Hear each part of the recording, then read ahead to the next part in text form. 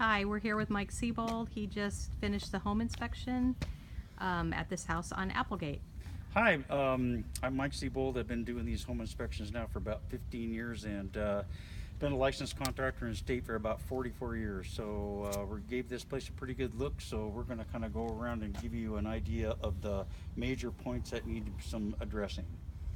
So as we look up on the house, all of the trim rafters that go up against the gable stuff and all of the outside trim on the house is going to need to get painted, prepped and painted where it's exposed.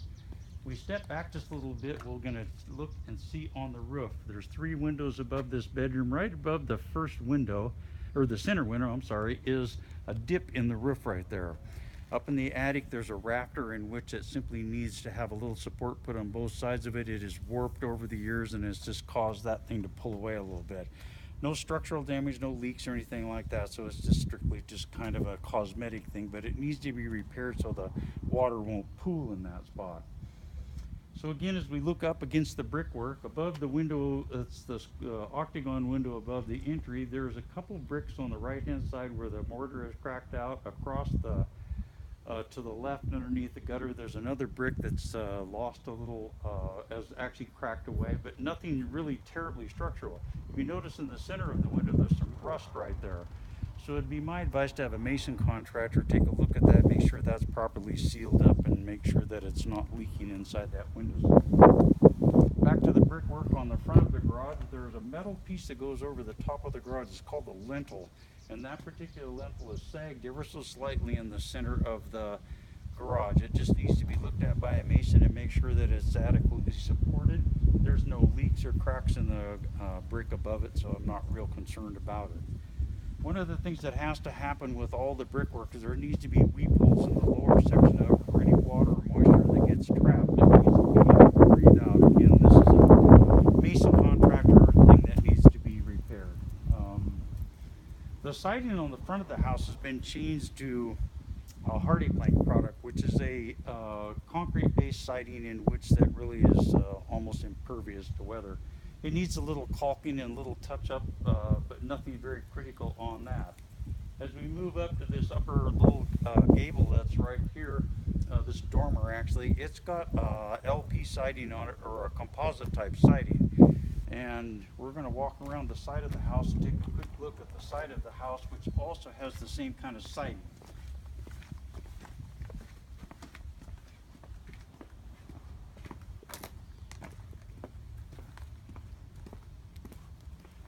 This again is the same kind of siding that's on this particular building.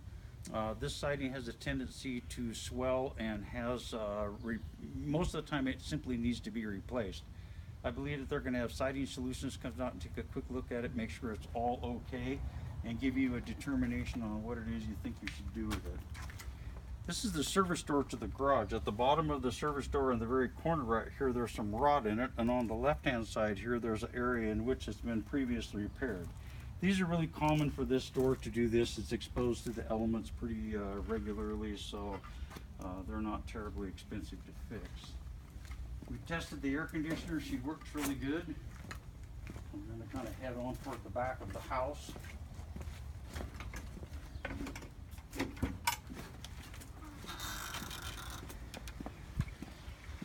Again, the siding on the back of the house is the same OSB type product. It runs all the way across the back.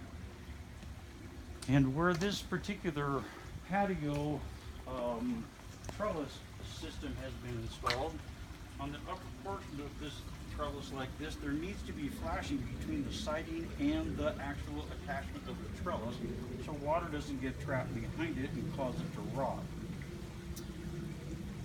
Just another good example of some of the paintwork that needs to be touched up. Is there signs of deterioration up there with No. with that trellis? So it's been installed, or I mean, It's been there a long time, but the problem is you can't tell what's behind what's behind it. Okay. So when if and when they decide to reside it or repair it, it needs to be looked at to make sure there's not any rot behind it. Okay. So it doesn't appear that there is, but it's just an inherent problem that will come up. As we kind of go around the side of the house here, you got your little pond in here, and then the ground begins to slope inwardly toward the house right here. And there's been some trench work that has been dug around the house in this area, and as it follows around, it goes down the side of the house. There's water that's entering into the crawl space from this space that's right here. So what we'll do is get a drainage contractor involved, come out, take a look at this. They'll build up the ground around here so it slopes away, and then go into the crawl space and repair the damage that's there. There's not really any damage, that was a poor choice of words, but there's water in the crawl space in which it can be controlled, and once this outside grading is fixed, it'll pretty much be all right in the crawl space again. The left exterior of the house has had new siding put on. This is the same siding. This is the hardy plank siding in which that's on the front of the house. The only issue that's in this particular portion of the house is there's a small vent for the dryer in the utility room. This little vent that's sticking out right up here needs to be properly flashed between the siding and that vent cover. So this is an easy thing to fix. The carpenter can come in and actually take care of that. So we're going to walk around to the front and take a look at these front windows on the living room.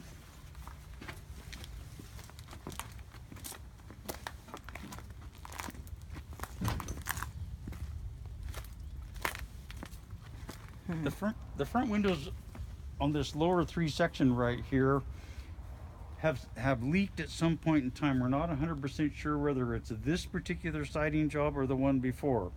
So I think the best thing to do now is go inside and take a quick look at the window and the damage that's on the inside.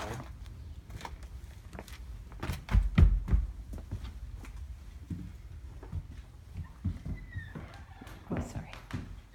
You can see the swelling in the window trim work that's right here and also across the bottom. This particular bottom edge of this one is also swelled quite severely. And above it right up here, there's sawdust in which that is apparent that there may be some sort of a pest infestation inside there in which that might need to be treated. So we'll get a pest contractor to take a look at that and make sure that that is all good. That shows right there. Yeah. All right.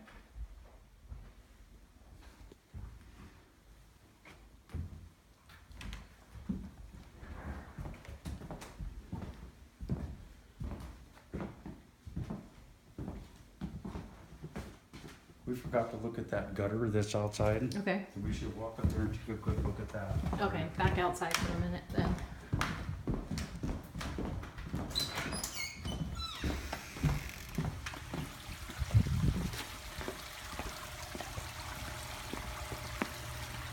I believe at the point that they replaced the roof, they may have dislodged the fascia board up behind the gutter right up here. And if you notice, there's some water that's dripping behind it, so it needs to have a roofer take a quick look at that, make sure that the flashing and the gutter are connected correctly so that it doesn't continue to leak right there.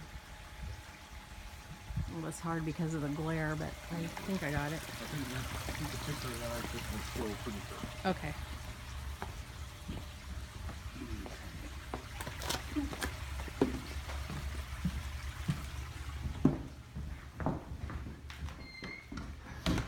I was unable to test the fireplace. It's got a gas log lighter in it, but there was no key in which to turn the gas on, so it simply wasn't They're gonna able- provide one, so we'll do that. Yeah, someone will test that. Yeah.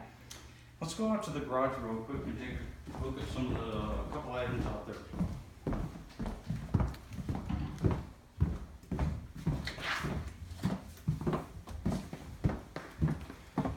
Many times a homeowner will add electrical systems inside the house because they've got specific products in which they want to operate. These two plugins that are on the wall right here are both 110. They have been wired correctly, the polarity is correct, but they need to have ground fault interrupter systems put into it for safety. The same issue is with these two plugins that are on the back wall over here. One of them is running a small freezer, and the other one may have been a shock tool or something that they had. So these also need to be GFCI'd. The furnaces are Rheem furnaces. These are really good furnaces. They had a problem back when they were manufacturing these at first with this particular exhaust housing that's in here. It's a very, very subtle crack that's began to form right at this particular area where my flashlight is in. It's very, very faint at the moment, but it will continue to get worse.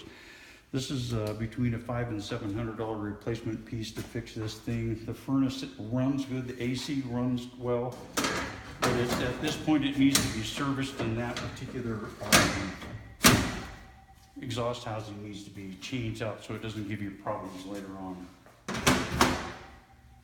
Electrical main panel system over here on the wall has been professionally done when the electrical upgrades were done. There's nothing in here that needs to be repaired.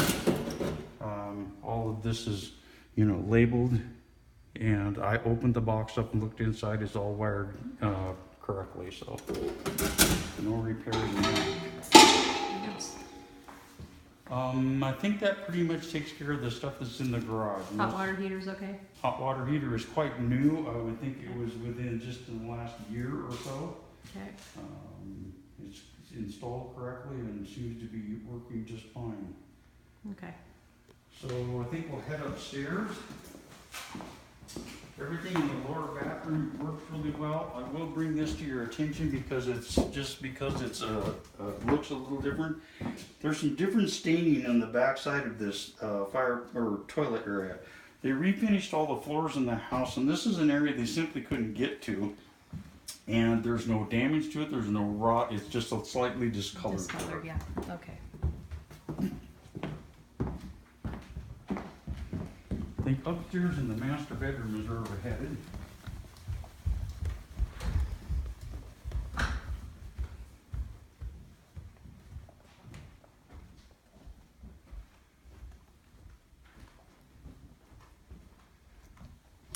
There's some very minor grout repair work that needs to be done in the shower stall walls.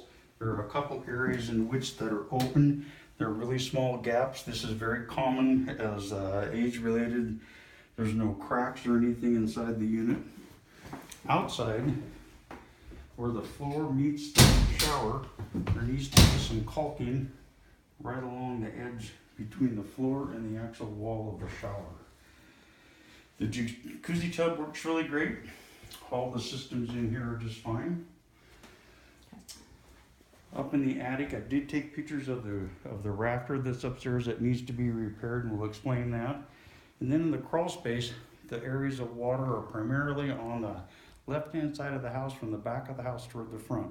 It's a very common thing to have in Oregon. It's easily repaired by a drainage contractor.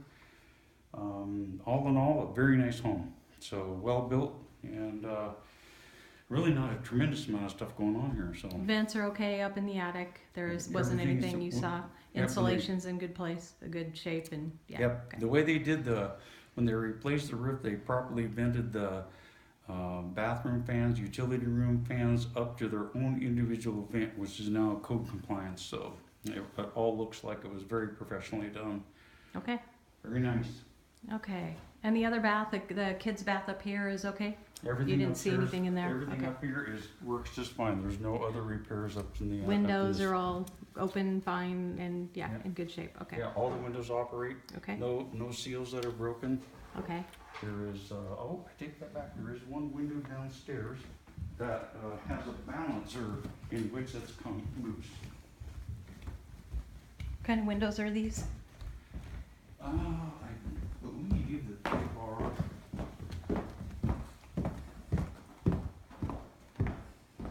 They're all Milgard windows. Milgard, okay. So Milgard has a warranty, so we can, okay, so that's, This yeah, it's little- crooked. This Yeah. little metal balancer just holds the window up, and so it's not a difficult thing to fix. It just takes a specialized tool. Look at that repaired. Okay, that's the only one. That's the only one. Okay, all right. Thank you. Thanks, Mike.